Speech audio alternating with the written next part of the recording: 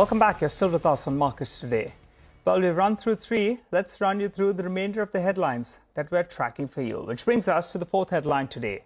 A whole host of mid-cap stocks, well, they were buzzing in trade. Home First Finance rallied close to 3% after reports suggested that some investors are looking to exit the company. Speaking of CNBC-TV18, Mr. Vishwanathan, the MD and CEO of the company, denied any such reports of Warburg Pincus exiting the company or selling any kind of stake.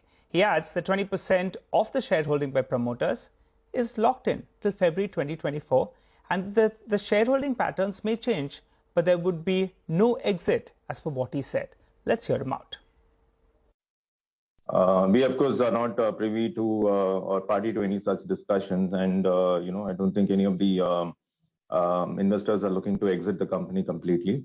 Of course, we are a listed company, so, there may be changes in shareholding. But, what the article implies that, certain, shareholders are planning to exit the company completely. We deny that entirely. We have True North and GIC, which the combined holding is about 33%. And we have Warburg Pincus, which holds about 29% in the company. And so amongst these four investors, we have True North and Aether, that is GIC. They are the promoters of the company, as classified in SEBI. So these two entities have a certain portion of their shares locked in. So 20% out of the 33 is locked in. So only the balance 13% is available at this point of time. So as per the SEBI norms, for listing, the 20% shareholding is locked in till February of 2024. Meanwhile, Ceat was the stock of the day. It hit a fresh 52-week high and rallied a whopping 20% on the back of upbeat commentary from the management at its investor meet. The company expects the near-term volumes to be driven by strong demand in the OEM segment.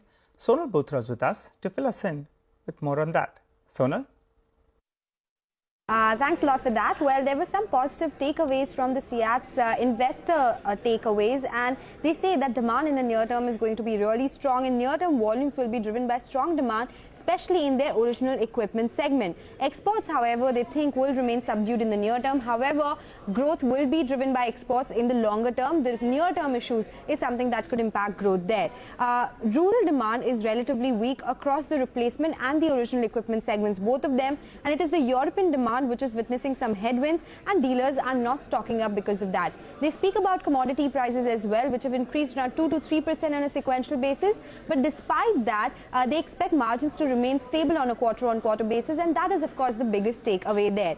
Ceat aims to go back to 10 to 12% margins versus 6% margins that they reported in Q1. So a big margin push is something which is exciting the stock today as well. FY23 capex around 900 crore rupees, 500 to 600 crore rupees in the second half of this fiscal is what they expect, and by FY26 they expect to gain leadership in 2 to 3 wheeler segment and also achieve leadership in passenger car radials. On the back of this, Nomura thinks that EBITDA margins will improve from 6% in first quarter to 10% by FY24 and 25. They have a neutral rating with a target price of 1,273 rupees per share. Along with this, the other tire stocks also doing well in trade today. Thanks for that, Sonal. Well, KEC International jumped in trade after backing orders worth more than 1,100 crores. The stock ended up with a gain of close to 3%. Mr. Vimal Kejriwal, the MD and CEO of the company, spoke to CNBC-TV18 earlier today about the business outlook going forward. Here's what he had to say. So as far as Brazil is concerned, all our legacy projects will get over by October or max, let's say 15 November or so.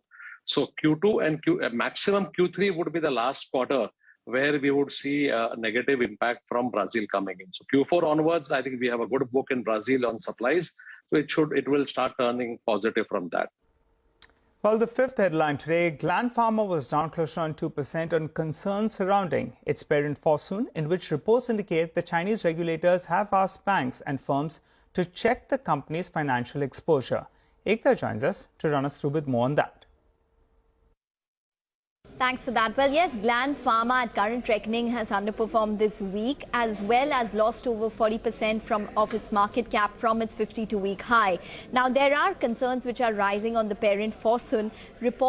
Foreign media reports indicate that regulators in China have asked banks, firms to check the financial exposure to Fosun.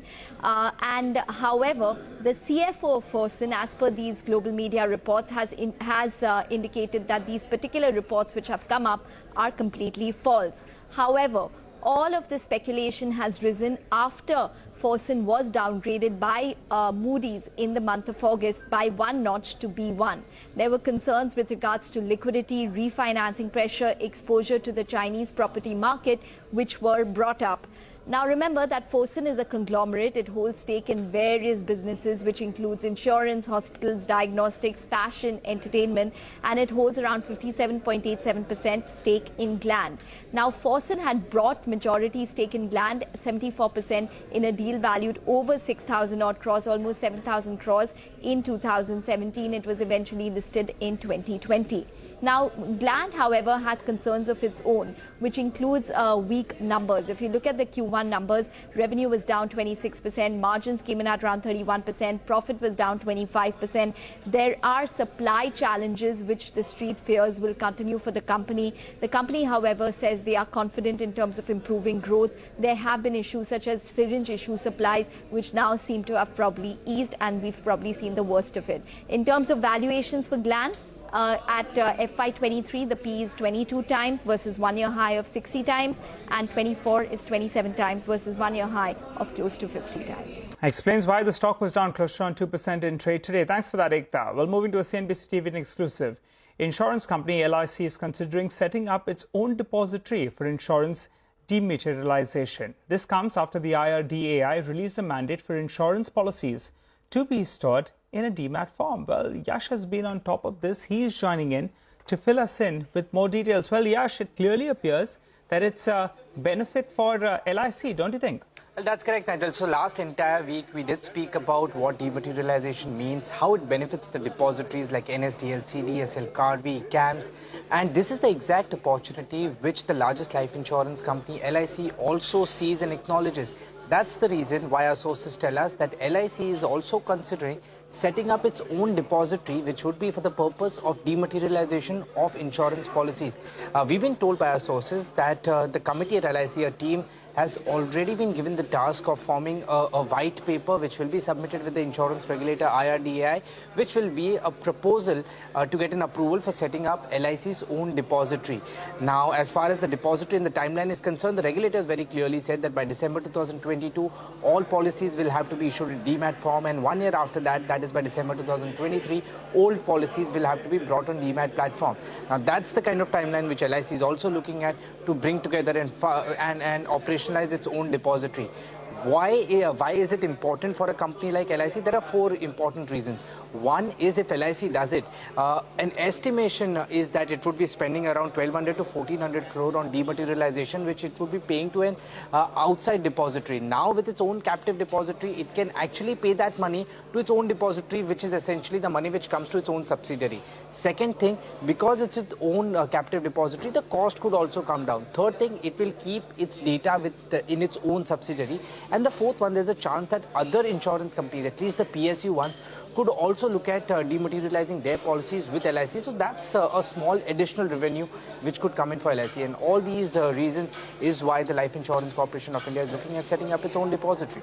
Makes sense. Thanks for that, Yash, and you've been on top of that one. But on that note, we've completely run out of time on this edition of Markets Today. Thanks so much for watching.